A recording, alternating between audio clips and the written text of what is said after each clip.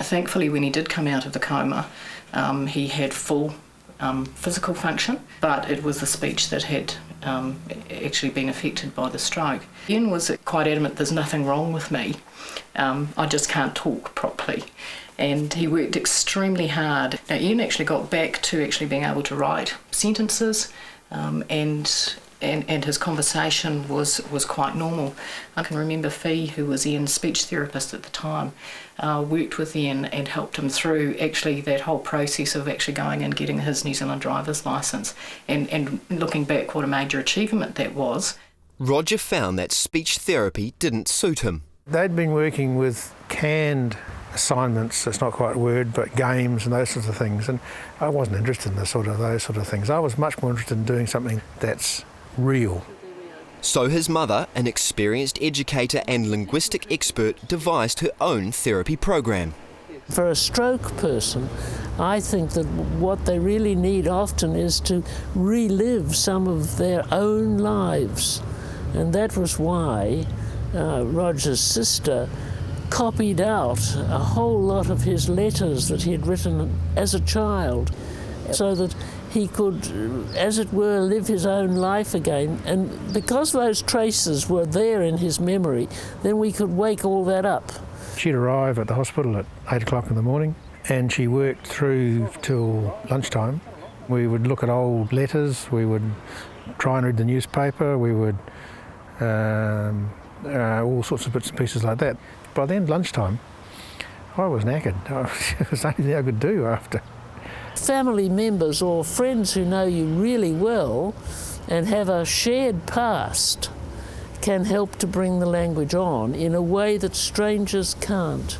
Barb's had to be very determined because she's been living on her own, and it's much harder to do things when you're on your own. And obviously therapy can't sort of make up for having somebody there all the time. 1 year after his stroke, Ian was progressing well with his speech therapy. He was back working and had returned to his favourite leisure activity, cycling. But then he was hit with a massive setback. Unfortunately, in 1997, Ian had another stroke, which again affected his speech. I was out on my bike and I was going up a hill. There's something wrong here. One side I'm okay, the other can't see. So I'm using all those gears. Ian knew he was in a high gear, but because the gear changing's on the right side, it wasn't functioning to change into an easier gear. So, that's where he knew that there was, something's not working here. Roger was determined to get back to work as soon as possible. Because I'm on a director of a company, and so I went to the meetings. So I could follow what was happening, but I wasn't actually able to participate very well. About 6 or 9 months after the stroke, I was making some sense, but not very well. One of the challenges I have with working is I really need to be able to do cold call telephone calls, and I can't talk and think and talk to a new person all at the same time, and it's really, really difficult. It was 6 months after her stroke before Barbara could finally return home, and at first it was not easy for her. Ooh, I felt hot. Nervous. Nervous? Yes. Oh. Yeah. Now, good. It's very scary. All the familiarity and the things that you could depend on are gone. Lee and Rose. Yeah. Friend. Yeah. So Barbara's got some very good friends who are at the end of a phone, either a text or Barb can just pick up the phone and call them. I think if your aphasia is as severe as Barb's is, actually to manage without anybody there to help you would be almost impossible. And that's partly because the awareness of aphasia isn't very good in the community. For massage therapist and dedicated cyclist Ian Marshall, having a second stroke was devastating. Really, I didn't recognise at the time was emotionally. It was extremely difficult for Ian, and psychologically, so it was extremely hard to think, well, I've been through all of this. I worked so hard, I got there, and now I've gone backwards. But Ian was determined to get back onto his bike and into his business. Thankfully, Ian was in an occupation that the speech deficit hasn't affected his ability to undertake his work. Luke has also managed to gain meaningful employment at the same place his father works, Tangaroa College. His work here is sort of twofold. One is to rehab him back into work, and the other was to help him find some new skills that he could use. And one of the areas that we've looked at is computer-aided design and computer-aided manufacture. So he's become quite proficient at that now and actually supports the students. And it's an area that he could perhaps find work outside of school and also even self-employment. Kylie and Luke have recently added a new member to their family, and Luke has been busy putting his design skills into practice. Bookends and mobile.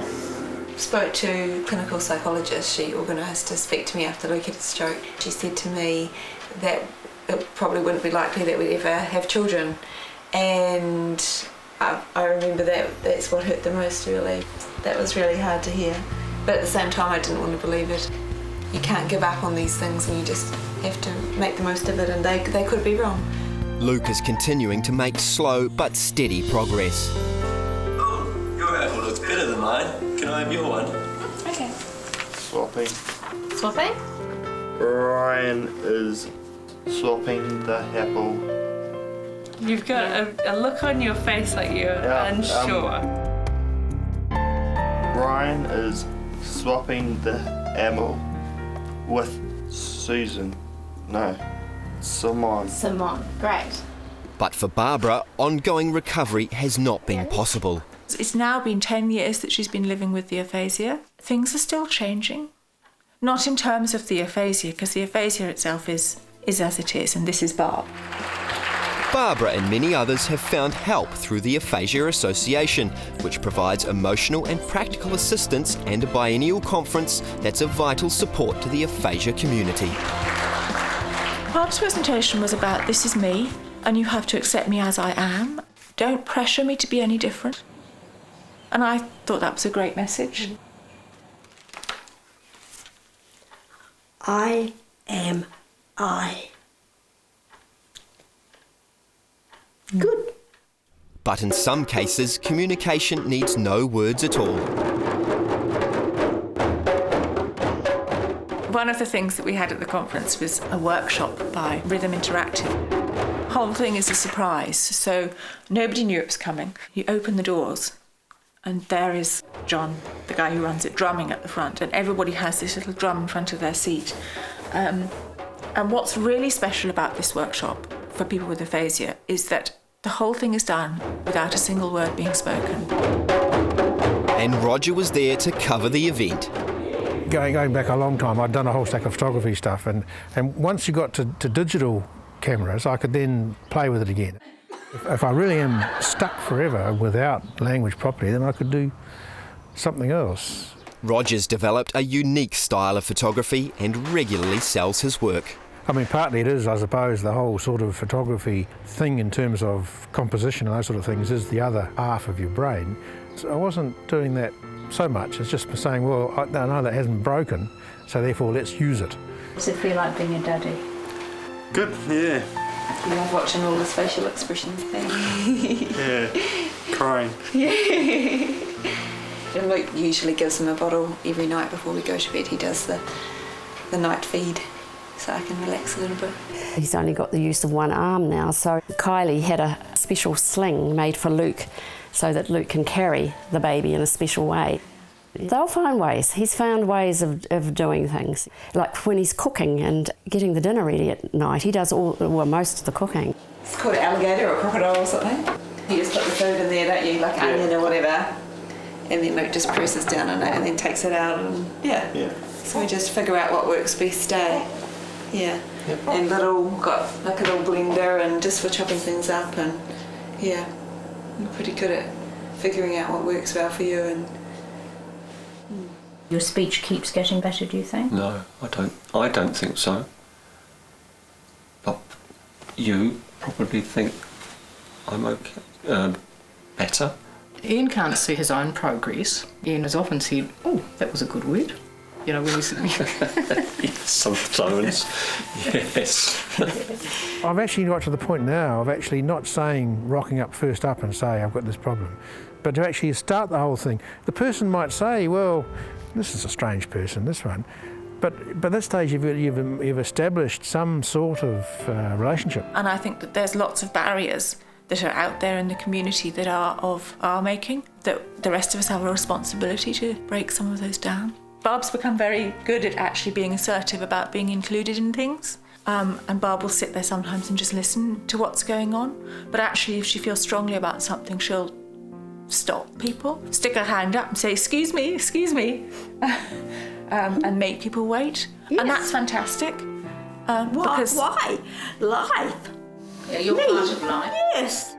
He'll find ways of doing things, he just does. It's just amazing how that relationship developed, and good things can come out of pretty traumatic things, and this has been one of the most amazing stories really, because they've just developed and grown in their relationship and are strong, very strong, and I don't think I've ever seen a young couple that have got such great love for each other really.